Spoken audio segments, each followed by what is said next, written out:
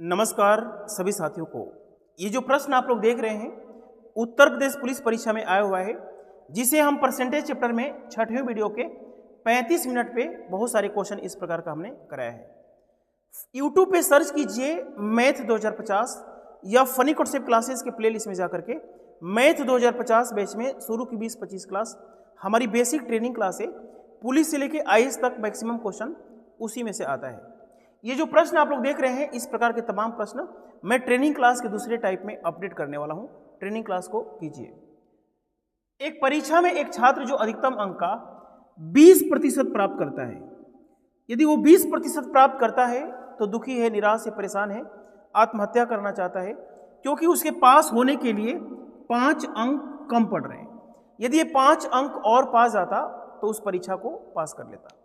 उसी परीक्षा में एक अन्य विद्यार्थी को 30% मिलता है और वो पास होने के उत्तीर्ण अंकों से 20 अंक ज़्यादा पाता है। ये 30% प्राप्त करता है तो डीजे पे डांस कर रहे, लोगों को लड्डू बांट रहे, है ना, खुशियाँ मना रहे, क्योंकि वो पास होने के लिए जितना चाहिए उसे 20 अंक ज़्यादा मिला है। जो दूसरा विद्यार्थी है पहले वाले से 10% ज़्यादा मार्क्स पाया है, लेकिन जो वास्तव में जो गैप है, मार्क्स में जो गैप है वो 25 का है। यदि 25 नहीं समझ में आया तो मैं आपको बताता हूँ कि 25 कैसे आता है। परसेंटेज में गैप 10% का है, लेकिन मार्क्स में जो गैप है वो 25 का है। कैसे?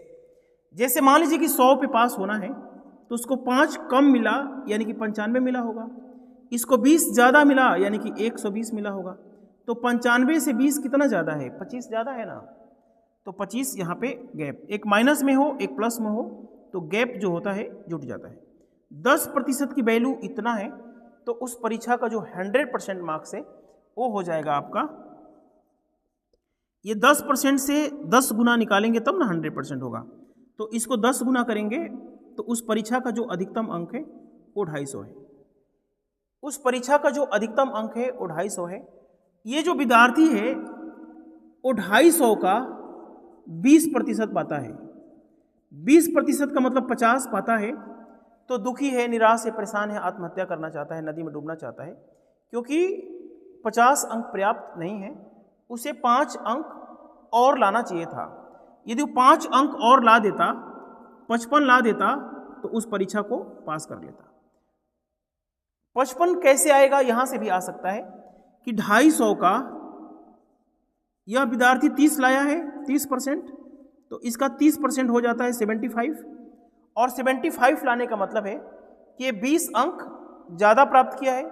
जैसे ही आप 20 घटा देंगे तो 55 भी ला देते हैं तो उस परीक्षा को आप पास कर लेंगे। यदि परीक्षा पास करना है तो 55 आपको लाना पड़ेगा। यदि 55 लाना है और 250 में से लाना है तो 100 से गुणा करेंगे तो 50 दूनी 50 बचे, ये 11 बार में चला जाएगा।